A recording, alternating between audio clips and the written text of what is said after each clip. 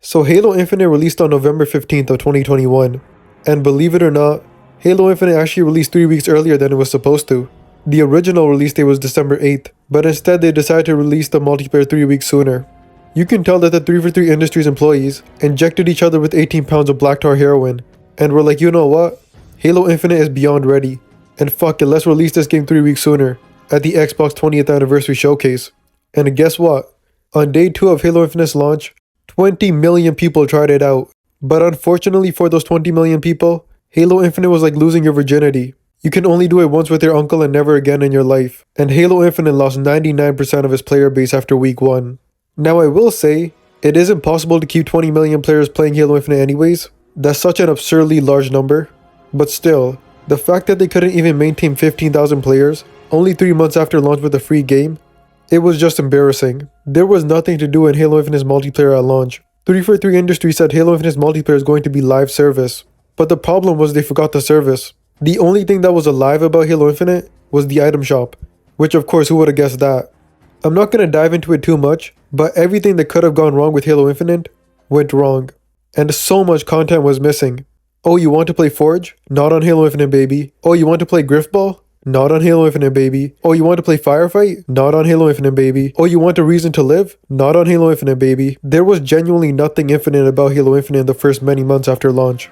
Not to mention, during this dry period for Halo Infinite, humanity not only got cursed with the Russia and Ukraine war, but we also got cursed with something much worse. And that was the premiere of the Halo TV show. Now, I'm not going to get into the Halo TV show too much, but the Halo TV show basically took the middle finger that 343 pointed at us with Halo Infinite, and the Halo TV show took that middle finger and shoved it up our asses. But again, I'm not here to talk about the bad or even the good about the Halo TV show. But I'm gonna quickly continue on the timeline. After all of that, in late spring of 2022, 343 finally released Halo Infinite Season 2. And let me just say, Halo Infinite Season 2 was truly something special. It was totally worth the wait. 343 with Halo Infinite Season 2 wanted to shake up the gaming industry and to shock the world. And 343 gave us Halo Infinite fans 2 of the worst maps in gaming history and probably human history, and a mini Halo Battle Royale, which they had to take out because it was the least played mode in the entire game. If I remember correctly, after like a month, the Halo Infinite mini Battle Royale had less than 1% of the population playing it. Needless to say, it was an overwhelming success. But a couple months went by, and Bonnie Ross, who was the head of 343 Industries, got fired a few weeks after the announcement of the Halo Infinite roadmap, which killed off the last bit of hope that the fans had that Halo Infinite might have a turnaround. And then basically nothing happened to this game until December of 2022, where we got the winter update, which added the third big piece of the pie after campaign and multiplayer, and that was Forge. Now Forge did bring back a lot of players, especially to a game that was considered dead, and there were a lot of Forge creations that went viral on social media. You could build Toy Story, Elden Ring, and Skyrim in Forge. It was very impressive, but unfortunately, Forge, the custom game browser, and the winter update was simply too little too late. Now I'm going to talk about the recent memory of Halo Infinite real fast, but not all of it before we see the potential turnaround for Halo Infinite. But I do think it's important to mention. But we then get 3 months of silence for Halo Infinite. A lot of things did happen behind the scenes with the Halo teams and Microsoft, but a few months later, 343 showed us Halo Infinite Season 3. Halo Infinite Season 3 seemed to have actual effort put into it. 343 looked like they had stopped taking the 18 pounds of black tar heroin and actually felt like trying again. 343 looked like they were about to drop a LeBron James level comeback here. So Season 3 of Halo Infinite comes out, 2 new maps, and 1 somewhat new weapon, and that's about the meat and bones of it. The cutscenes were cool though, and the player base again was small, but people did check it out. But after a month and a half after Season 3, Halo Infinite's player base dropped to the lowest amount of players ever. This is probably the lowest player base that Halo has ever had. But there was a glimmer of hope here. Season 3 bringing 2 maps, and the winter update also bringing more than 2 maps, while also having Forge as well. Halo Infinite looked like it was filling up on content. And then we got closer to Season 4. Microsoft and 343 decided not to show the trailer of Season 4 during the Xbox 2023 showcase. I explained in my recent video why that is, but Halo Infinite Season 4 was adding 2 major things that were key to any multiplayer Halo game: Infection and a progression system. Finally, Halo Infinite players can play a purely non-competitive party mode in Infection and work towards a Spartan rank, a great way of tracking progression of yourself and the others who play this game. 350 also was giving us 2 maps, which actually looked detailed and reminded me of Bungie's maps, as well as they were adding 2 new equipment pieces, but I'm not gonna bullshit you. It's basically 1 new equipment piece. The other one is just a really lazy 343 employee thought that it would have been a great prank to just reskin and relaunch the threat sensor, so I'm not going to include that as new. But the quantum translocator could be one of the most unique things 343 has ever added to a Halo game. Teleporting yourself back and forth, or using it to save yourself from dying, actually sounded really cool.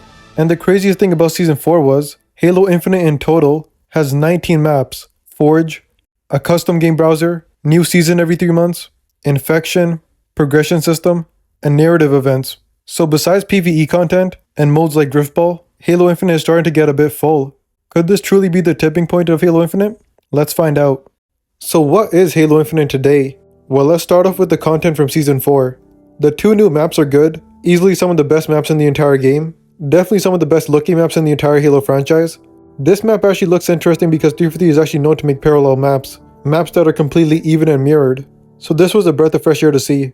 We also have the new equipment. Again, I'm not going to talk about the reskin threat sensor, but the quantum translocator, it's actually really good. Not only can you teleport, but wherever you teleported back from, you can teleport right back there many times. Not sure if that made sense, but this thing is much better than anyone expected. You can basically be in 2 rooms at the same time if you know how to use it right, and you can pull a lot of tricks with this.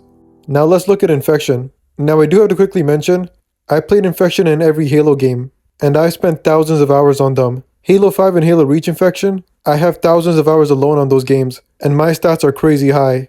I'm not trying to suck my dick right now, so let's see what the Halo Infinite Infection has to offer.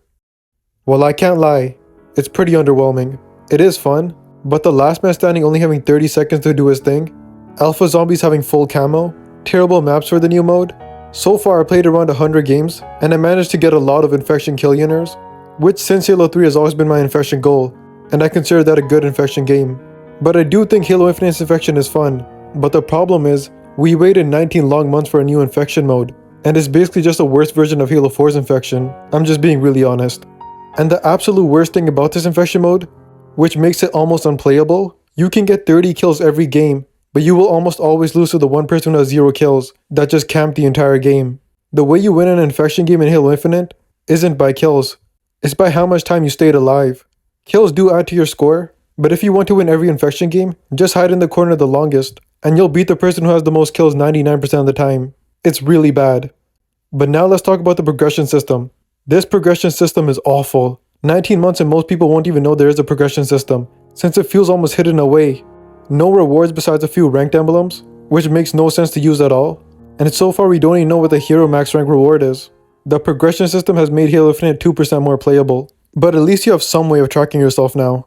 But overall, it's honestly pathetic from 343 Industries, I have to be honest. It really does seem that they don't care about Halo Infinite anymore. And it further shows with the rest of the game.